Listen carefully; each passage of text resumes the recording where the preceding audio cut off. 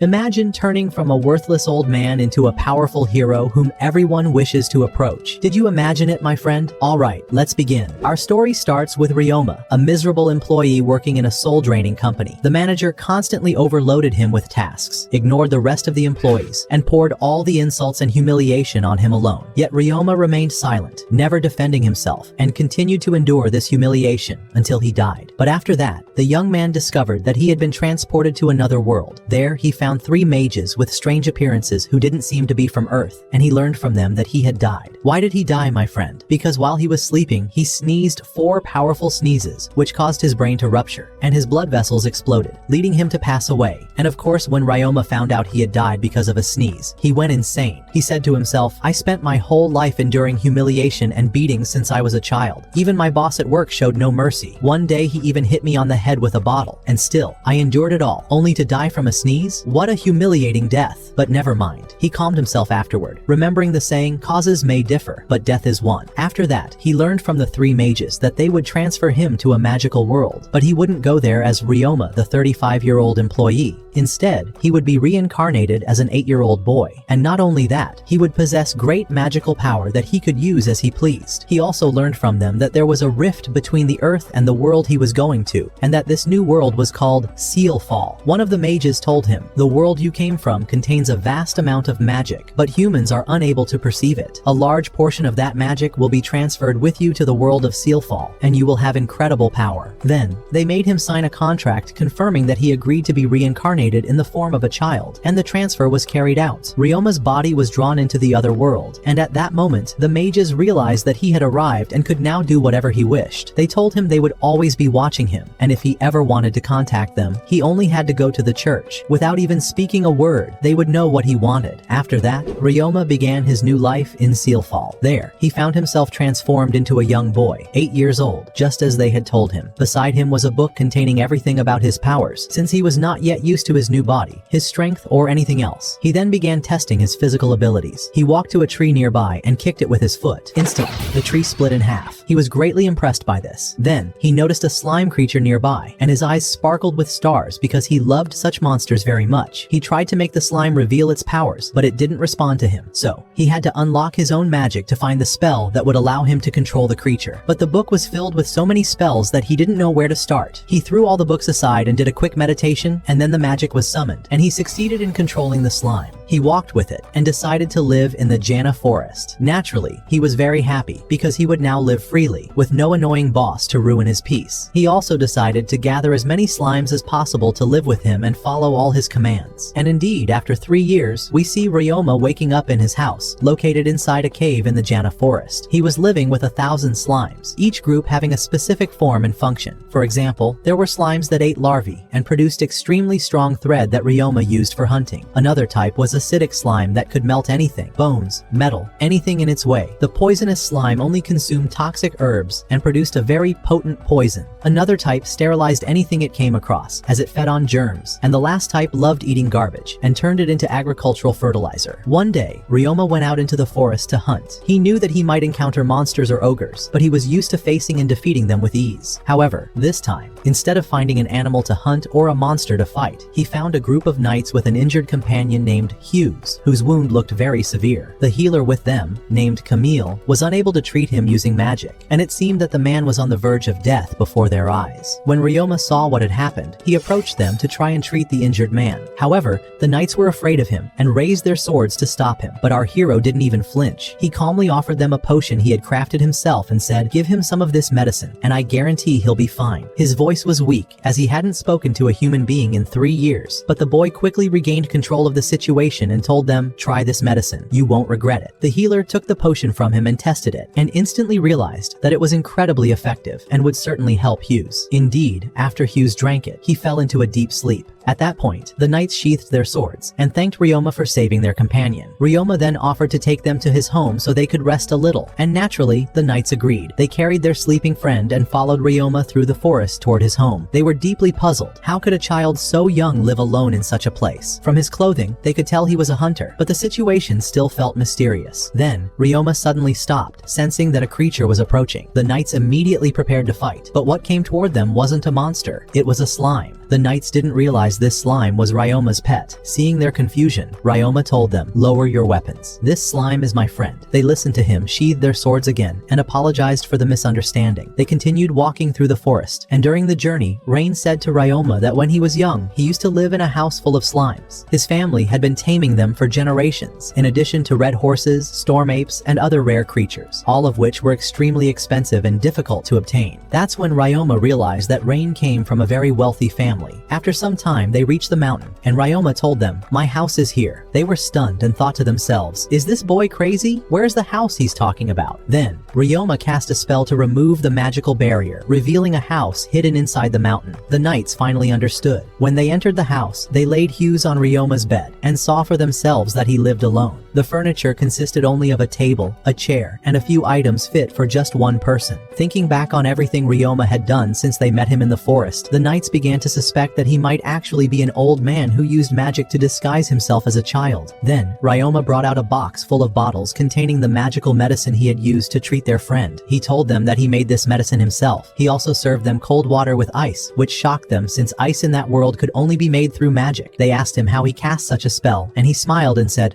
I forgot to introduce myself. I'm Ryoma, an 11-year-old hunter. It's a pleasure to meet you." One of the knights replied, "It's a pleasure for me as well. I'm Rain, a noble from the Duchy of Jamil." Ryoma bowed to him respectfully and said, "It's a great honor to have a noble like you visit my home." Rain replied, "Come on now. I owe you for saving one of my men." The others began introducing themselves. One said he was a healer. Another said, "I'm a scout, and my name is Zeph." The last one said, "I'm a knight, and my name is Gil. I apologize for pointing my sword at you earlier." Ryoma responded, "Oh, don't worry about it. It happens even in the finest of families." Then Rain explained what had happened. "While we were in the forest, we were attacked by bandits, but we managed to defeat them. After that, we encountered a massive black bear and killed it too. But before it died, it wounded Hughes, as you saw. When the horses saw the bear, they ran off." Rain then asked, "What would make a young boy like you, a hunter with knowledge of magic spells, live in this forest instead of a village? Why are you living alone here? Where are your family and relatives?" Ryoma replied, "The people in the village see me as a strange child, so I don't feel comfortable living there. By the way, I used to live with my grandfather and grandmother, but they passed away 3 years ago. Since then, I've been living here alone." At that point, the healer Camille brought out a magical crystal ball and explained that when someone touches it, it can detect whether they are a criminal or not. If the person is a criminal, the ball glows red. If not, it glows blue. It can also reveal the person's name, age, and combat abilities. Camille asked Ryoma to place his hand on the crystal. Ryoma felt trapped, but he had no choice but to comply to avoid suspicion. He placed his hand on the ball, and it glowed blue. However, Camille seemed surprised by something he saw. Ryoma asked him, "What did you see?" Camille replied, "Oh, nothing. It's just that you don't seem to have any combat skills." Ryoma said, "Don't worry, it's nothing. I'll go prepare dinner for you." He then left the room. Rain asked Camille, "What did you see in the crystal that shocked you like that?" Camille showed him what was written inside, that Ryoma was 11 years old, and that he had the ability to resist both physical and mental pain. Rain then said to his companions, "We can't leave him alone in this forest. I'm going back to the castle to tell my father Elise about Ryoma." Shortly after, Hughes had fully recovered. He thanked Ryoma for everything he had done for him, but when he started to show signs of fatigue again, Ryoma gave him a potion that smelled awful. Hughes refused to drink it, so Camille forced it down his throat. Once the potion took effect, Hughes returned to perfect health, even better than before. He then said to Ryoma, "You saved the life of the Duke's personal bodyguard. I'll never forget this favor. If you ever come to Joanna, you must visit me there." After that, they all said goodbye and left. A week later, Ryoma was surprised when the healer returned to his home, and this time, he was accompanied by a girl as beautiful as the moon,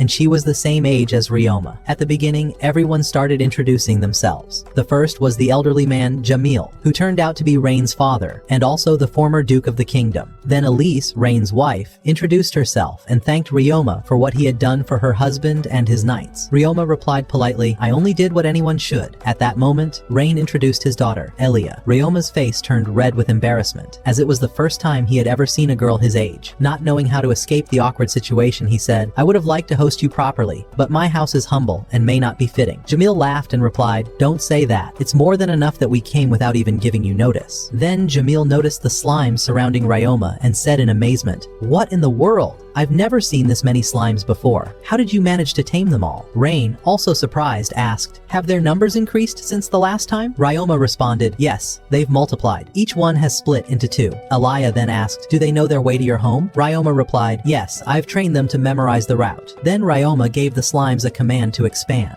All the slimes gathered together and transformed into a single giant slime. Aaliyah gasped and asked, "How did you do that?" Ryoma explained, "I can merge more than 100 slimes of the same type into one large slime, like what you're seeing now. It helps them enter the house quickly. Once inside, I return them to their normal size so the house can accommodate them." Everyone was astonished by Ryoma's skill in slime taming. Elise couldn't believe what she saw. She approached Ryoma and said, "How can you talk as if what you do is normal? You're a brilliant tamer and hunter. There's no one like you. That's why you must register your name with the Tamers Guild and share this genius discovery of yours." Ryoma replied, "I'll think about it later." Then he gave the slimes the command to return to their original size, and they did. Everyone then entered the house. At that moment, Rain presented Ryoma with a gift, a golden pocket watch, and said, "I noticed your home doesn't have a clock. Thought I'd bring you one that might be useful." Ryoma gratefully accepted the gift and thanked him with a smile. Then Aaliyah said, "By the way, we didn't come just to bring you a watch. I come from one of the greatest tamer families in the kingdom, and I want to capture my first slime by myself, without help. Since you're an expert in slime taming, I'd like you to suggest the best place where slimes gather, so I can catch my very first one." Ryoma pointed to a small lake on a hand-drawn map of the forest and said, "Slimes usually gather here to drink. If you go to that spot, you'll definitely be able to catch one." Aaliyah replied, "Now I know the place, but I still haven't decided what kind of slime I want as my first pet. What do you recommend? I've never seen that white slime of yours before. What is it exactly?" Ryoma said, "Those brown slimes you see eat trash and waste. They remove anything with a bad smell and turn it into compost, which I use for farming." Aaliyah began writing down everything Ryoma said so she wouldn't forget. She told him this was the first time she had ever heard of this slime type. Then Ryoma picked up a white slime and said, "This one is called a cleaning slime. It can clean and disinfect anything." He pulled out a cloth and told her, "This cloth was from a fight I had with a goblin in the forest. I defeated it." He then handed the cloth to the slime,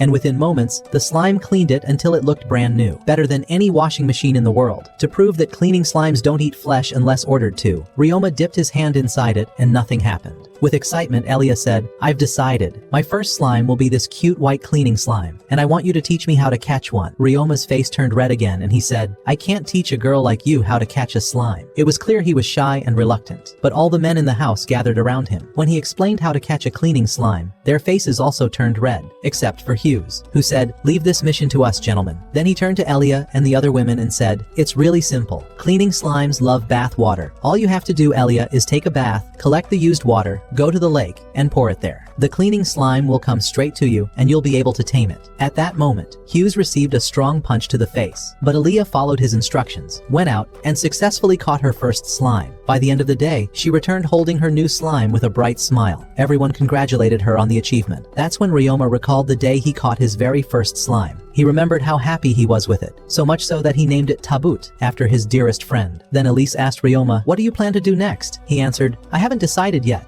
I might keep living here in the forest, or maybe I'll travel to another city. Depends on my mood." Rain said to him, "How about joining us on our journey to the city? And if you ever wish to return here, you can do so whenever you like." Noticing Ryoma's hesitation, Aaliyah said, "By the way, this is my first journey too. I was very scared, and I still am. But because I agreed to join this trip, I've been through many adventures. I've learned a lot, and there's still so much more to learn. I'm sure we'll come across many things on the road that will teach us even more." Convinced by her words, Ryoma replied, "Well then, if that's the case, I'll go with you." Rain smiled and said, "Gather all your belongings and give them to Sebas, my steward. He'll store them in the magic chest." But Ryoma chuckled and replied, "Come now, Duke. Have you forgotten I'm a magician? I'll store my things myself." Rain was surprised. "How is that possible? No magician can use a magic chest unless he's grown older, studied all forms of magic, and reached a high level." At that moment, Elise's eyes lit up with excitement. "If you want to learn any new spells," she said to Ryoma, "just tell me, and I'll share all my magical knowledge with you." Before Ryoma could answer,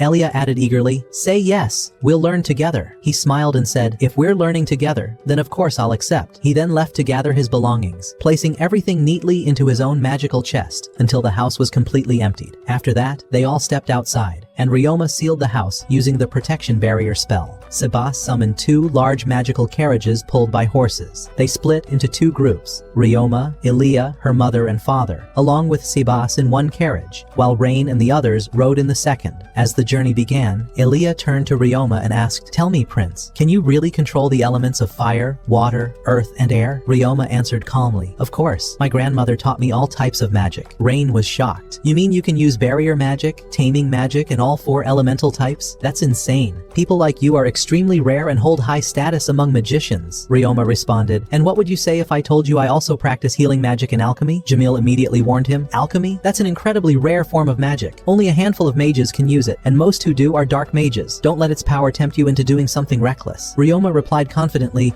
don't worry, Grandpa. I'm not like them. Honestly, I didn't even know alchemy was that rare. And in any case, I only use it for beneficial purposes. Then Ryoma thought to himself, these people are strange. Every time I mention something I can do, they act like it's some kind of miracle. I hope things don't get weirder from here. Things went smoothly until rain began to fall. Sebas pulled a blanket from his magical chest and handed it to Elise. Suddenly, the carriage came to a stop. Ryoma stepped outside, wearing a magical cloak he had crafted himself, using a special substance secreted by toxic slimes, which made the cloak waterproof. As he inspected the situation, Jamil whispered to his wife, imagine how much Ryoma could make if he sold that cloak to Sergei, the merchant who owns Morgan Trading Company. Meanwhile, Ryoma found the knights in disarray. A section of the mountain had collapsed, completely blocking the path. Ryoma stepped forward and said confidently, leave this to me. First, he cast a protection spell over everyone to shield them from the rain. Then, he used a powerful spell to lift the massive rocks blocking the road. It took the entire night, but when he finished, everyone thanked him sincerely. They continued their journey, and after 3 days, they arrived at the city of Jamiel. There, they checked into a hotel. As Ryoma entered his room and opened the window, he looked out onto the city's main street. We learned then that the city is well known for its mines, where laborers extract various minerals. However, production in recent times had declined significantly. That's why the Duke had come, to assess which mines would remain operational and which would be shut down. Since Ryoma didn't have an identification card, the Duke and his family took him to the church to receive what's known as a status element, similar to a personal ID. Upon arriving at the church, the clerk told him, take this item, place it in front of the crystal, and touch the crystal. Ryoma did as instructed. Suddenly he was transported to the place where he had once met the 3 mages who had sent him to the world of Salfel. Seeing them, he panicked. What's going on? Did I die again? They laughed and replied, no,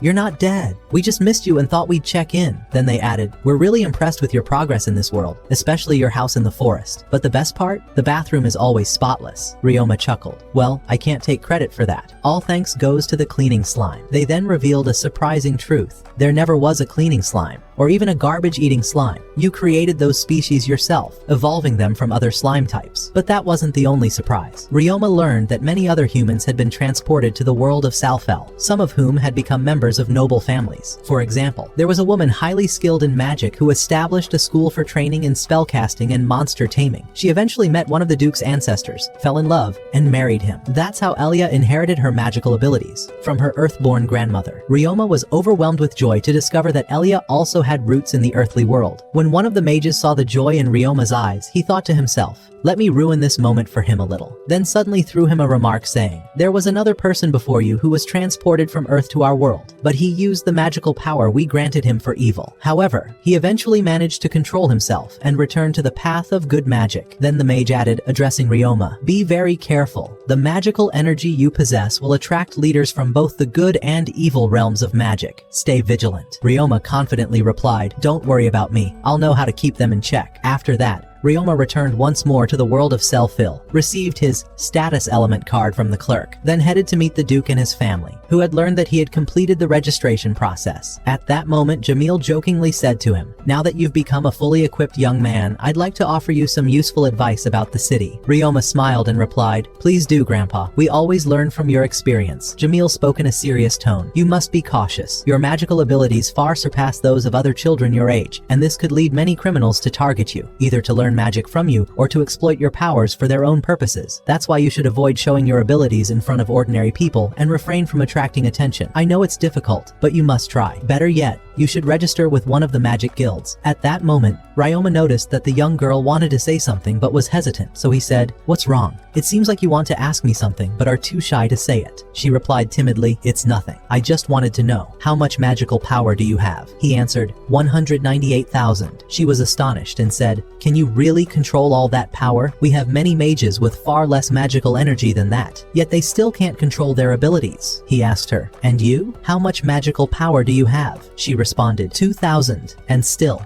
I can't control it. He gently said, that's alright. It's simple. Practice using it again and again, and you'll gradually gain control. She was impressed by the idea and asked, where did you get that idea from? He replied playfully, that's the difference in abilities, my dear. After that, they went to the Magic Guild, but the guild refused to accept Ryoma, as joining required summoning and controlling a magical beast. Ryoma, however, always had his beasts with him and never needed to summon them. So the Duke and his companions took him to the Adventurers Guild, where the guildmaster himself conducted Ryoma's test. The first test involved hitting stationary targets with arrows, and Ryoma succeeded with a single hit for each target. The guildmaster said, excellent, now let's make it harder with moving targets. But that didn't faze Ryoma, as he struck every moving target with incredible precision. Then came the final test, where the master threw a dagger at him to test his reaction. Ryoma not only caught the dagger with his hand, but also threw it back at the master using a magical spell to summon a weapon and attacked him with it. The master laughed and said, I was just testing you, kid. You passed with flying colors, all 3 tests. Afterward, the guildmaster handed him the Adventurers Guild membership card, categorizing him as a G-rank adventurer, the lowest rank. He said, I'll have you start from the bottom of the ladder, so the other adventurers won't grow envious of you. Ryoma replied, all right, no problem. Ryoma received his first mission, which was to clean houses and bathrooms. The next day, he went to his first assignment. When he knocked on the door, a well-groomed cat opened it. Her name was Maya, and she belonged to a race known as the Beastkin. This was Ryoma's first time seeing a cat. As soon as the door opened, a foul odor wafted from inside, making it hard for Ryoma to breathe, unlike the trash slimes, who leaped into the box, eager to devour the garbage scattered everywhere. Ryoma then discovered that Maya's house was next to the waste area, and the shared wall had partially collapsed, allowing the trash to invade her home. No one had agreed to clean her house because of how much filth had accumulated, and she had lost all hope that someone would help her. So when Ryoma told her he would clean it, she couldn't believe it, and burst into tears of joy. Then Ryoma opened the slime box and said, let's get to work. They started with the dump site, where the slimes consumed all the garbage. Then Ryoma used the water control spell and thoroughly washed the place. After that, they moved to Maya's home. The trash slimes repeated their task with dedication. A gap in the damaged wall became visible. Ryoma called on the sticky slime to assist him, then used the stone spell to realign and attach the stones. After finishing the repair, he disinfected the area and finally handed Maya back her home, now clean and restored. She wept again from happiness,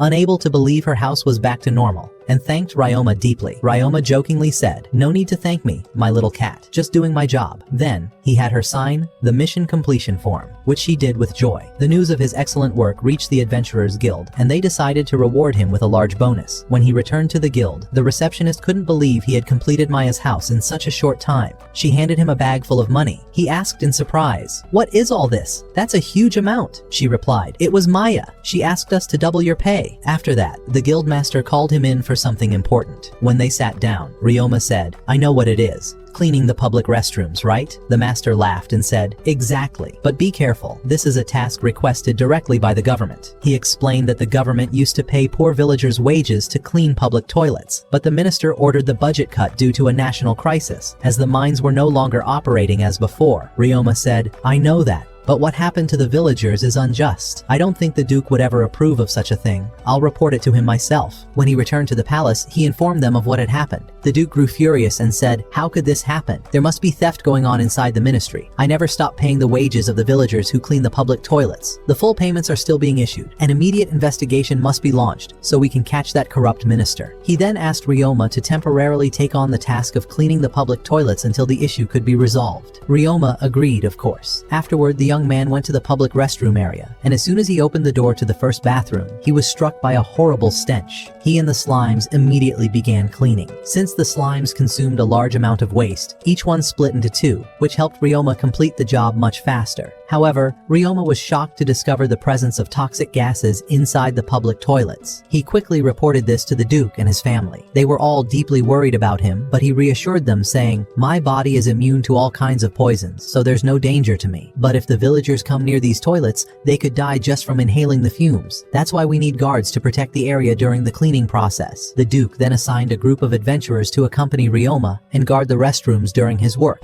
The next day, the adventurers went with Ryoma, and while he was working, Elise arrived with the servants carrying food and juice for him. The adventurers didn't let them enter the restrooms, so they asked the servants to deliver the food to Ryoma, and everyone agreed. In the evening, Ryoma stepped out to take a short break, ate his meal, and drank some juice. In the morning, when the adventurers asked him to take a proper rest, he replied, "I won't rest until I finish the job." He returned inside to continue the cleaning, and the adventurers were amazed by his courage and strength. After some time, Ryoma completed the cleaning of all the public toilets. When he exited the last restroom, Maya greeted him and said, "Well done, hero." Then, the young man went to the Adventurers Guild and said to the guildmaster, "I've finished cleaning all 30 toilets." The guildmaster replied with admiration, "Well done, adventurer. Expect a great reward from us. Now go home and get some well-deserved rest." The following morning, as Ryoma was leaving the Adventurers Guild, he remembered his days back on Earth, when he used to work late into the night, only to return home in the morning and find his mother waiting for him. At that time, he felt that someone truly cared about him and about his life. But after his mother passed away, he returned to an empty home, and though it saddened him at first, he gradually grew used to being alone,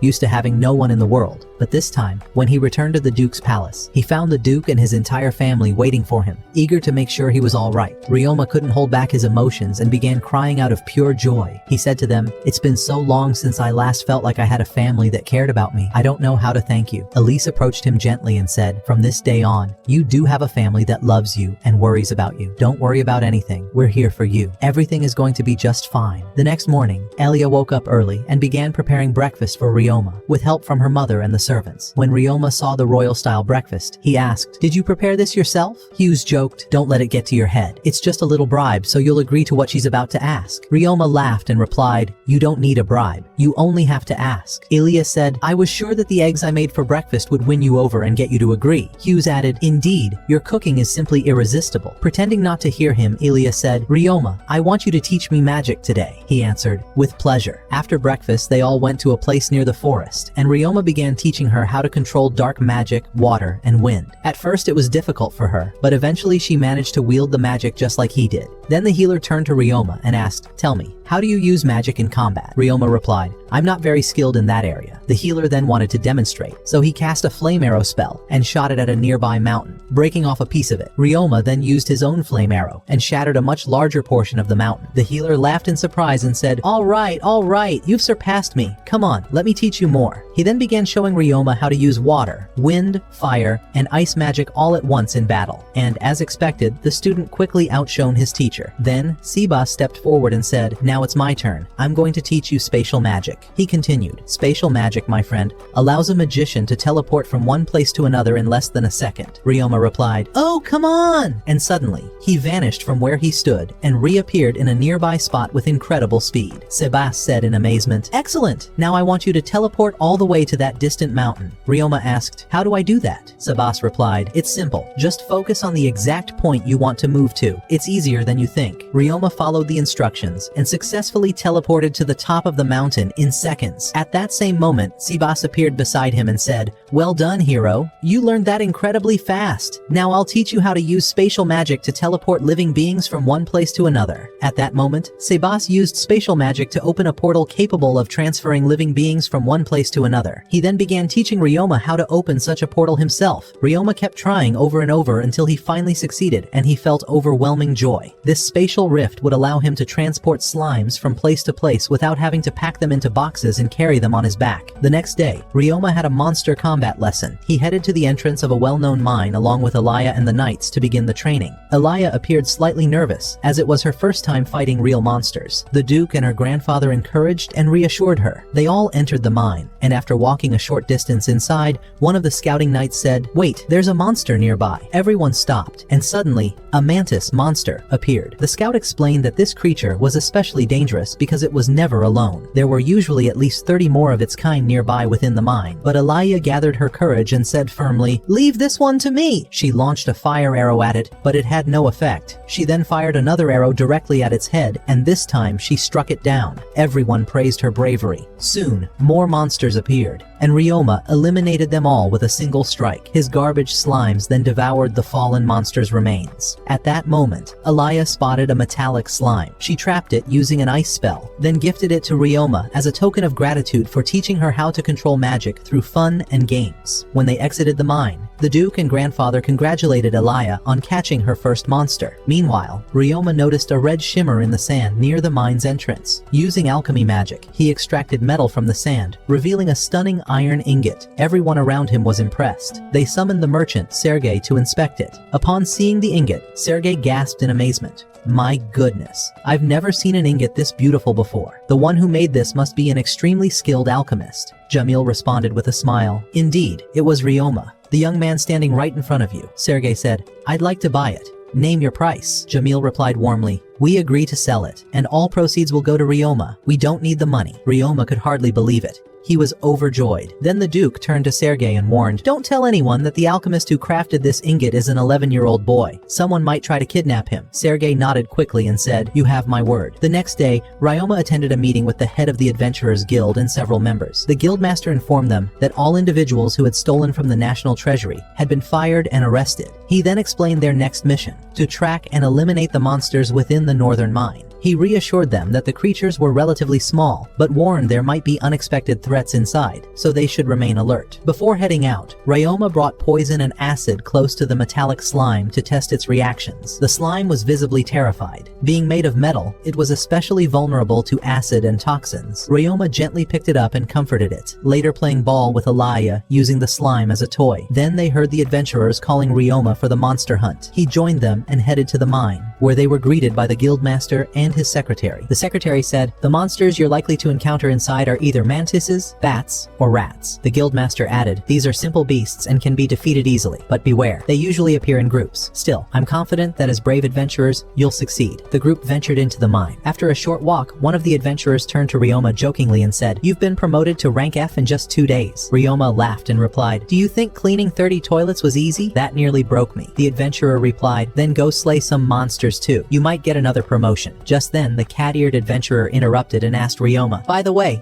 how many slimes do you have under your control? Ryoma replied calmly, not that many, just 4,310. The cat girl was shocked. How in the world do you control that many? He answered confidently, it's simple, I've gotten used to handling all of them. Another adventurer asked, can you actually fight? Ryoma grinned and said, of course, I fight with bows, arrows, daggers, my fists, and all kinds of magic spells. There's nothing I can't handle. The girl chuckled and said, nice, looks like we'll be relying on you a lot, especially for the offense. None of us are really good at it. He smiled and replied, just say the word. I'm ready. Suddenly, more mantis monsters appeared, but the adventurers quickly defeated them. Then they discovered a large swarm of bats within the mine. Ryoma stepped forward and said, I'll take care of this. I'll use a sound bomb spell, but first, I'll cast a sound barrier to protect everyone. After making sure everyone was shielded, he cast a small barrier on himself and then detonated the sound bomb. The explosion instantly eliminated all the bats. Ryoma then ordered the sticky slimes to devour the corpses. As they exited the mine, the guildmaster was waiting for them and said, goblin monsters have attacked the miners. The secretary showed them an image of the creatures and explained, the goblin village is located inside the mine. There are over 500 of them. You'll need to eliminate them all. The adventurers formed a strategy. 2 of them entered the goblin village to provoke the monsters and lure them outside. As expected, the goblins chased after them and fell into a pit Ryoma had filled with acid slime. Many were killed on the spot, but due to their massive size,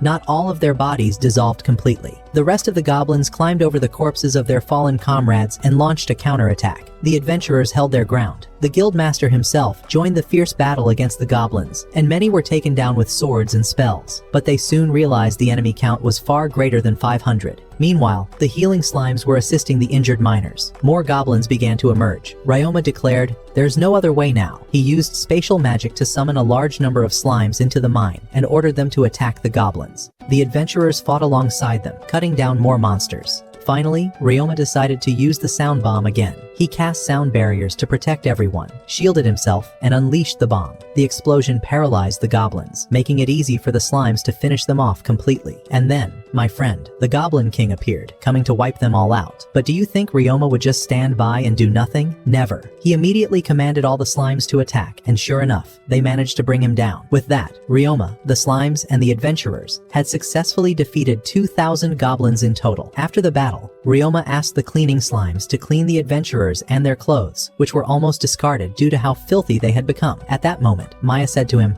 Ryoma, if you opened a laundry shop, you'd become a millionaire for sure. The idea resonated with Ryoma. When they exited the cave, the villagers thanked Ryoma, as the healing slime had saved the workers who had been attacked by the goblins, and everything returned to normal. After the adventurers returned to the Duke's mansion, Ryoma had already made up his mind to leave and become independent. He met with the Duke and his family, told them everything that happened during the mission, and thanked them for all they had done for him. Then he said, "I've decided to part ways with you and live independently." Eliaya was visibly moved and asked, "Why do you want to leave us? Did someone upset you?" He replied, "No, not at all, but I've come to rely on you for everything. I feel like a spoiled child. That's why I want to stand on my own." The Duke responded, "We knew this day would come. We were just waiting for you to take this step." Eliaya added, "I never imagined Ryoma would ever leave us." Her mother said to her, "Just as you're leaving to attend the Magic Academy and learn on your own, he too must take this journey for himself." Then the grandfather said with a smile, "We agree to let you go, but on one condition. You must write us a letter every day to let us know how you're doing." The Duke added, "And you must come visit us from time to time so we can see you again." Elise said, "Don't ever hesitate to ask us for help, no matter what. Also, you must continue living in this inn. It's ours, and your stay will always be free." Then Eliaya said, "I have two conditions. First, we must meet again after 3 years. That's when I'll have my first break from the academy. Second, we must meet again after 6 years, once I graduate. And if you forget those 2 dates, I'll make you regret it." He smiled and replied, all right, I won't forget." Then he asked them, "Are you leaving the city too?" They replied, "Yes, we'll be leaving once the grill frog season begins." He asked, "Aren't those the frogs whose skins are used to make weapons?" The Duke said, "Exactly, and their organs are used for medicine as well." Eliaya added, "During that season, a rare bird called the lemur appears. It's an incredibly beautiful creature with a lovely voice, but it's extremely difficult to catch because of its speed." Ryoma said, "I'd really like to see that bird." Elise told him, "If you want to see it, you'll have to come with us." He replied, "You can count on it." Then Ryoma told them that he planned to open a laundry business. He'd noticed how adventurers always threw away their clothes after fighting ghouls, as the stench was impossible to remove. At that moment, the maids entered the room and said, "You'll earn a fortune from this project. You're cleaning slime's clean clothes like magic." The Duke said, "Tomorrow, I'll arrange a meeting with the merchant Serge so you can present your idea to him and hear what he thinks." The next day, they went to see Serge. When he saw how clean the clothes were thanks to the slime, he said in amazement, "This is incredible, Ryoma. I'm totally on board with your idea, and I'll support you. But first, you need to register with the Merchants Guild, so the big merchants don't trouble you." And so they all went to the guild, where they met the guild master. She agreed to enroll Ryoma, gave him his membership card, and also offered to sell him a great property to use for his laundry business. The next day, Ryoma went with Serge and Eliaya to check out the location. Serge told him, "This place used to be a grand hotel, but it burned down. Ever since, no one's been interested in buying it." Ryoma looked at the map and said, "This location is perfect. It's near a residential area and the Adventurers Guild. I'll take it." Serge laughed and said, "Great, I'll bring the workers tomorrow to start renovations. And don't forget my commission, boss." The following day, Ryoma began preparing the place with his slimes. Even the knights helped, laying tiles and cleaning up the storefront. When Eliaya told him, "Take a break, it's been a while since you've rested," he replied, "This is nothing compared to the exhaustion from my old job." He was referring to his work at the programming company in his previous world. She asked, "What exactly did you do?" He said, "A lot of things. I made little dolls and sold them, moved goods between shops, stuff like that." She said in surprise, "Really? You used to make dolls? I want one." He smiled and said, "All right, I'll make you one." Once everything was ready, Ryoma told Hughes that he'd hold a grand opening party for the laundry shop,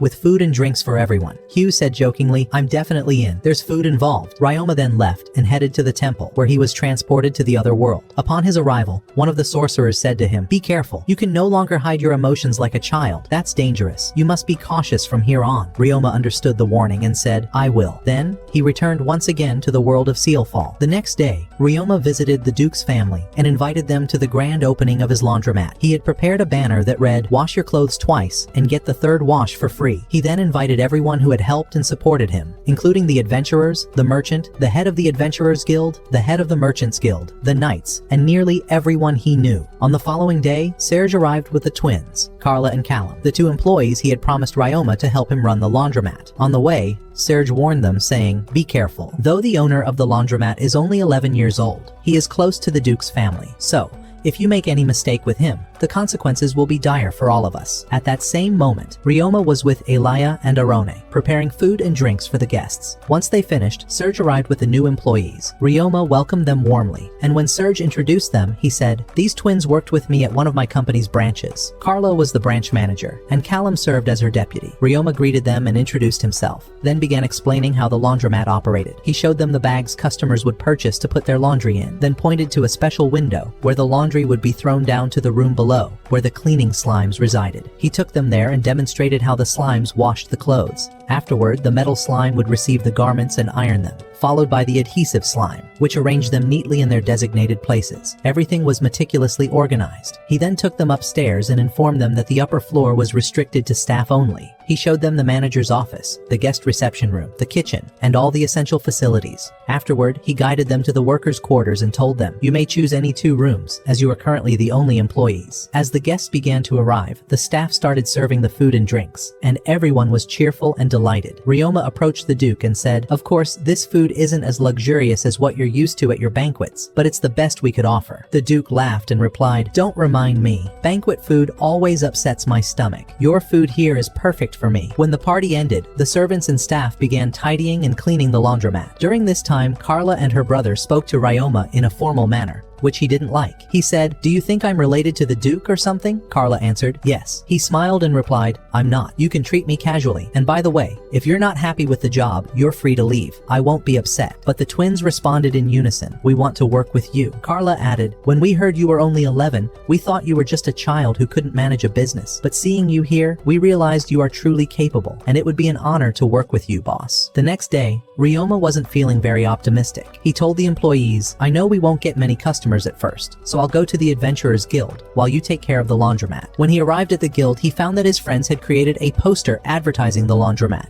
and hung it on the wall for everyone to see. He thanked them sincerely, then selected a new cleaning mission. After completing his mission and returning to the laundromat, he was surprised to see an overwhelming number of customers, so many that they blocked the entrance. He used his spatial movement skill to enter and help the employees with their tasks. By the end of the day, everyone was exhausted, and Ryoma thanked them, saying, "I'll hire more staff so the workload is divided, and you can all get more rest." He went to the Merchants Guild and asked the head to send him more employees, as the project was succeeding and the workload was increasing. She replied, "Consider it done. Just tell me what you need." He then visited the Duke and told him everything that had happened. The Duke advised him to visit the royal guards, as they constantly needed their clothes and armor cleaned. Working with them would provide a stable income. Ryoma promised to visit them soon. The Duke then noticed signs of fatigue on Ryoma and said, "You seem exhausted. You should rest so you can continue your work tomorrow." Indeed, Ryoma went to his room, and despite his exhaustion, he felt immense joy. His project had succeeded, and he was surrounded by people who cared for him. The next day, even more customers came. When one lady noticed that her clothes looked clean and brand new, she thanked the employees and said, "I'll wash my clothes here every day." Everyone in the laundromat heard her and was overjoyed, knowing they had finally found a reliable place to clean their garments efficiently.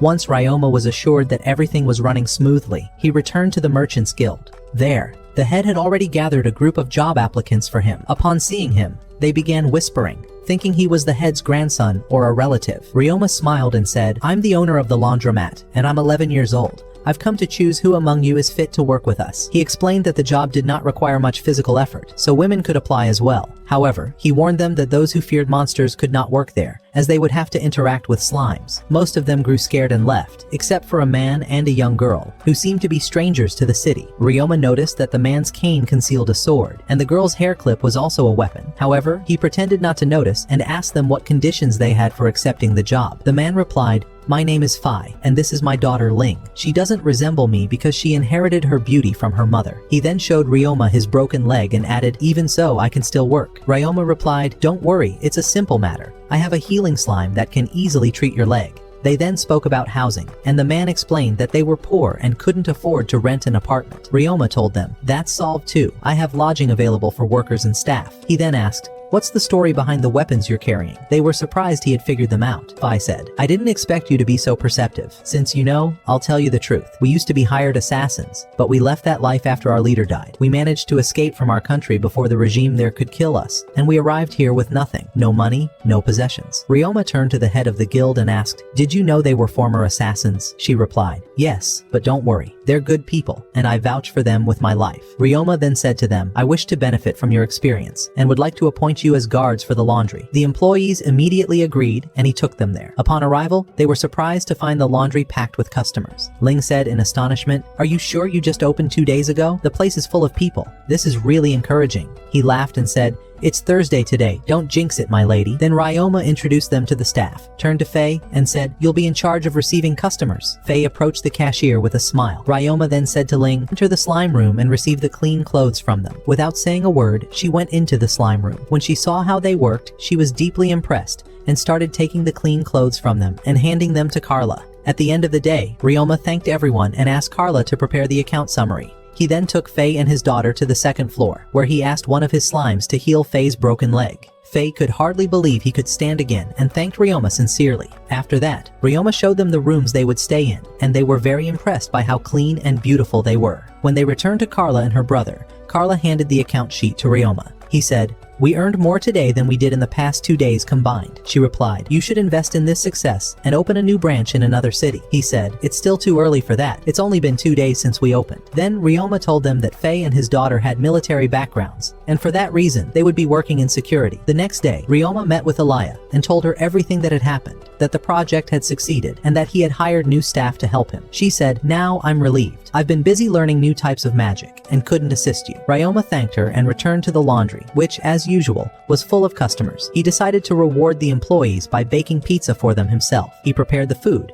and at the end of the day, they all sat together and ate. The food was delicious, and everyone loved it. The next day, Ryoma told the employees, I'll be hiring more staff soon, and I'll make sure to provide meals and improve the workflow. If only all managers were like Ryoma, life would be perfect. Then Ryoma returned to the Merchants Guild and asked the manager to send new employees, including a cook. She brought him 3 women and said, These 3 are from the same village. They came to Gimel City looking for work. The cook introduced herself and said, My name is Celia. I used to work as a chef in major hotels, and I'd like to work with you. Ryoma agreed and hired her along with the other 3 girls. Passed since the laundry opened, and things started going even better. Sales increased significantly. The staff were comfortable in their work, and when the Duke's family saw the line of customers waiting outside, they were delighted. The Duke said, I knew he'd succeed, but not this quickly. This puts us at ease, knowing we can leave him in the city on his own. The next day, Sergei met Ryoma and asked, How's work going? Ryoma replied, Everything is great. The employees you recommended are doing an excellent job. I've hired more, and my profits are increasing every day. Sergei said, What if I told you we could increase your profits even more? Ryoma asked, surprised, How would that happen? Sergei replied,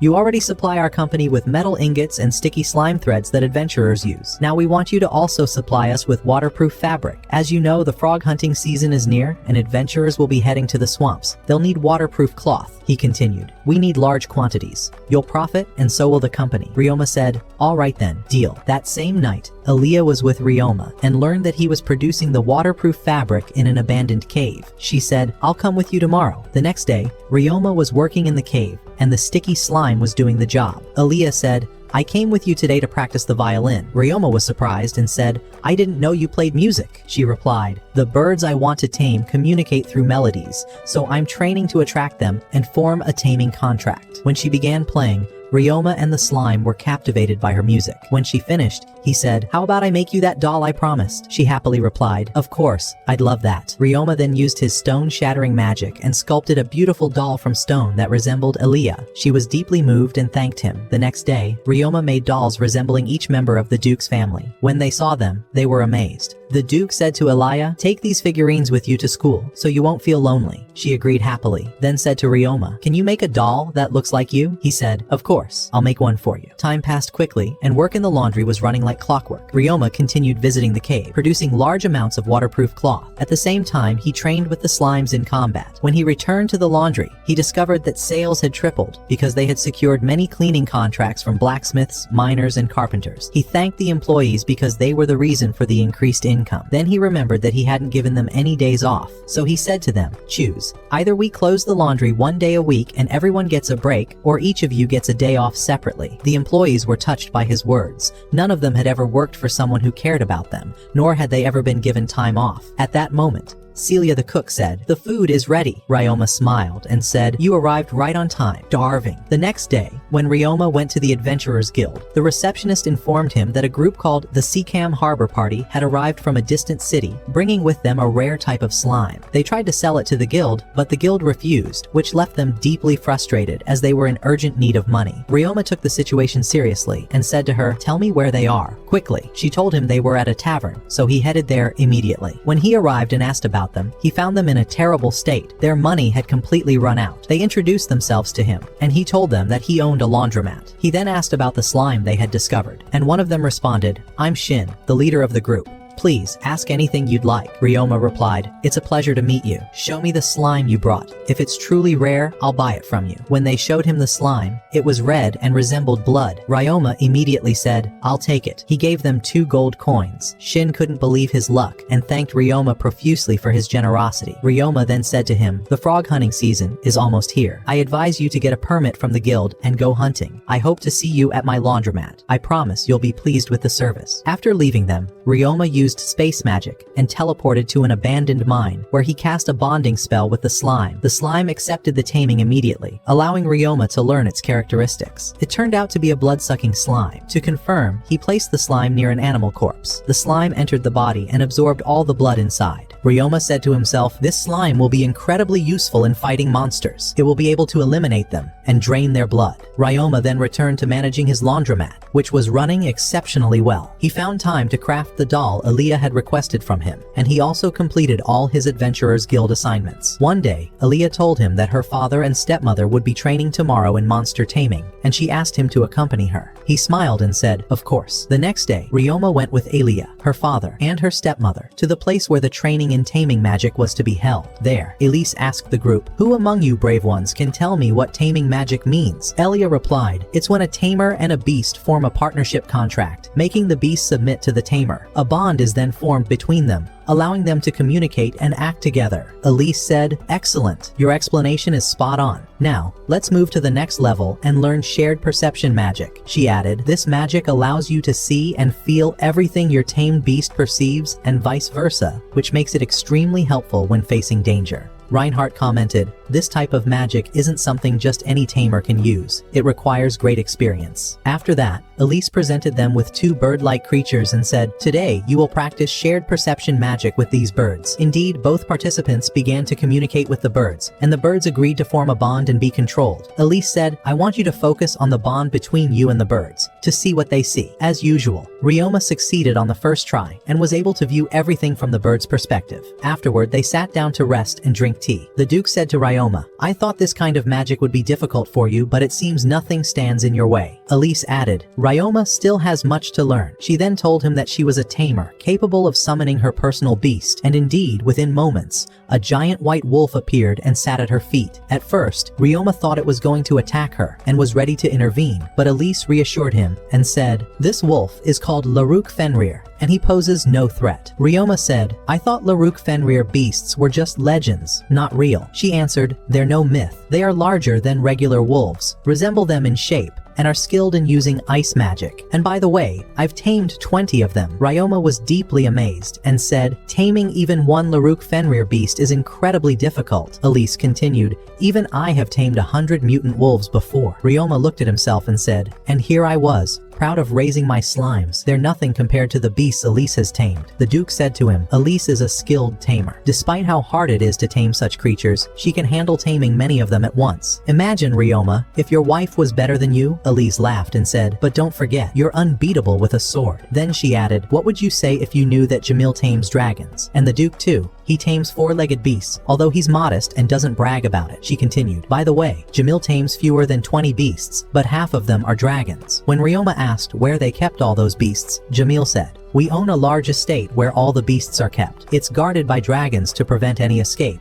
Elise said, "As for my beasts, they live on a small mountain suited to their size. That mountain contains rare medicinal herbs found nowhere else, which is why the wolves guard it from poachers." Ryoma was astonished by everything he had learned about their beasts. From that day on, he continued training in magic with Elise to further develop his skills without neglecting his business. He produced a large amount of waterproof fabric and sold it to Serge. Then he went to the Adventurers Guild, where Maya told him that the frog hunting season would begin in just 3 days. She said, "This is a great opportunity to catch frogs frogs and sell them. It also makes for excellent training. At that moment, one of his companions said, "We need the protective mask you wore when cleaning public baths, and also clothing that won't get damaged by lake water." Ryoma told them, "Everything you need can be found at Coral Import Company. When you go there, ask for the merchant Serge and tell him I sent you. He'll treat you well." The next day, the Duke and his family were having tea with Ryoma, and Aaliyah was very excited because the day after tomorrow she would go to the lake and use the guitar to catch lemur birds. But when Ryoma remembered that the Duke and his family would leave the city after Elise's hunt was over, he felt sad. The following day, the Duke, his knights, and Ryoma set out toward the lake. Elia looked exhausted from the long journey, her appearance reflecting her fatigue. When Ryoma met the Sakem Harbor adventurers, he stopped to greet them. Then he said to the Duke, "You go on ahead to the lake." As they walked, Ryoma spoke with Shin and asked, "How's everything going, my friend?" Shin replied, "I don't even know how to thank you. You bought the slime from us at a great price, and you introduced us to the rare frogs opportunity. We were able to catch a good amount and sell them at an excellent rate. We'll head to your laundromat after this to wash our clothes. We've grown used to it and don't know how we'll manage back in our city." They said their farewells and continued on their way, while Ryoma arrived at the lake. There he saw the beautiful lemur birds. He also saw his fellow adventurers trying to catch frogs before the lemur birds got to them. The Duke said to them, "There's an adventurer attempting to tame a lemur bird." The adventurer began playing a flute, but his playing was dreadful. The Duke said, "If the bird dislikes the music, it will let out a loud and annoying sound." And that's exactly what happened. The adventurer got angry, drew his sword, and tried to attack the bird, but the lemur retaliated with cutting magic that resembled powerful blasts aimed directly at him. Ryoma immediately stepped in and used earth magic to create a barrier between the adventurer and the lemur. Then one of the birds released an unbearably shrill sound that no one around the lake could endure, except for Ryoma. He managed to identify which bird was causing the sound among the others. Using soundproofing magic, he created a barrier around that bird, and the rest of the birds followed it and flew away from the lake. The Duke asked him, "How were you able to withstand that terrible sound?" He answered, "Did you forget? I can endure pain no matter how intense it is." But at that moment, Elia was deeply saddened because she had failed to tame any of the lemur beasts. Then Rain said, "The type we encountered today is known as the nightmare bird. It's extremely rare and only appears once every 10 years. It uses dark magic, which grants it terrifying magical abilities, one of which is the sound you just heard." Ryuma responded, "What do you think about searching for this bird's nests?" But the guards explained how difficult that would be, as these birds build their nests in remote areas deep within the forest. Later that day, Ryuma stood by the lake with Eliaria, her father, and the rest of her family. They all remained hopeful that the birds would return. At that moment, Eliaria said, "I still can't believe we're going to part ways, and each of us will go down our own path." Ryuma didn't know how to respond. He remained silent, lost in thought, until he remembered a story he had once read back on Earth. The main character had been in a similar situation and had told the heroine, "We'll definitely meet again." Remembering this, Ryuma turned to Eliaria and said, "Don't worry, we will meet again." Hughes then tried to lighten the mood with a bit of humor, but Eliaria's father didn't seem amused. After all, she was still his daughter. The tense atmosphere soon faded when the lemur birds appeared once more. Eliaria was determined to tame them. She took out her violin and began to play a beautiful melody. The birds emerged from the lake and approached her, and everyone stood in awe as she successfully tamed 9 lemur birds at once. She then cast the control spell, and the birds agreed to form a contract with her, placing them under her command. At that moment, Ryuma used space magic to summon a guitar and began to play a beautiful tune of his own. To everyone's surprise, a nightmare bird appeared, accompanied by a group of lemur birds. Eliaria quickly reminded Ryuma to form the magical contract with them as well. Once he succeeded in taming the birds, the adventurers and Eliaria's family congratulated him. Taming lemur birds was notoriously difficult, but Ryuma's talent had allowed him to control a large number of them. Then Eliaria noticed that one of the birds she had tamed looked slightly different from the others. It turned out to be a rare, evolved subspecies called a spectral lemur bird,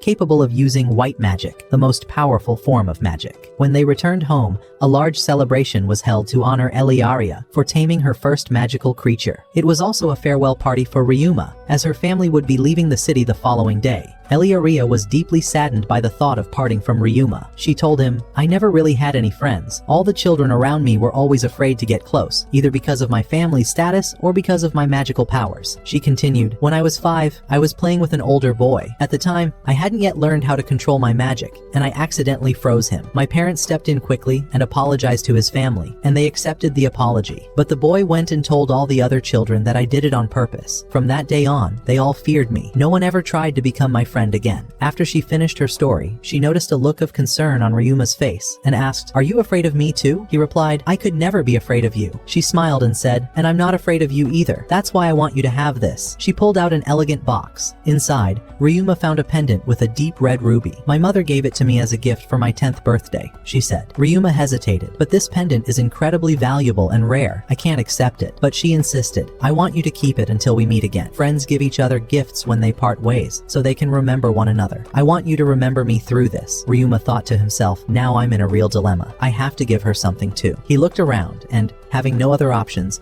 offered her 2 slimes, one for cleaning and the other that feeds on garbage. "Remember me through them," he said with a soft smile. Eliaria laughed and teased, "All right, I'll think of you every time I see a garbage slime. How romantic." The next morning, everyone gathered to bid Ryuma farewell. They exchanged heartfelt goodbyes and promises. He promised Elise and the Duke that he would write to them regularly to let them know how he was doing. Then Eliaria told him, "Don't forget your promise. We'll meet again in 3 years, and once more in 6 years when I finish my studies. And if you forget, I'll punish you with something you won't be able to handle." She added, "My mother once punished my father for forgetting a promise between them, and I'm exactly like her in every way. So be careful." Ryuma nodded. "Don't worry, I won't forget." Since he still called her Miss, she said, "We're friends now. You should call me by my name, and from now on, I'll just call you Ryuma too. No more formalities." He agreed. "All right, it's a deal." Eliaria smiled, ran toward the carriage, and climbed in. Then she and her family left the city. As the carriage moved away, Eliaria couldn't hide her sorrow. One of the slimes handed her the flute she often played. As if asking her for one last tune, she took it gently and played a slow, sorrowful melody. Her tears flowed freely, and she made no attempt to stop them. Meanwhile, Ryuma decided to check in on his laundry business first, then head to the abandoned mines, where he planned to build a new home. He had made up his mind to leave the inn he had been staying in. He told himself, "I can't waste a single moment. I need to keep learning and improving, just like I promised Eliaria, the Duke, and their family." And with that, the story of our anime comes to an end. If you enjoyed it, let us know in the comments, and don't forget to like and subscribe. See you next time.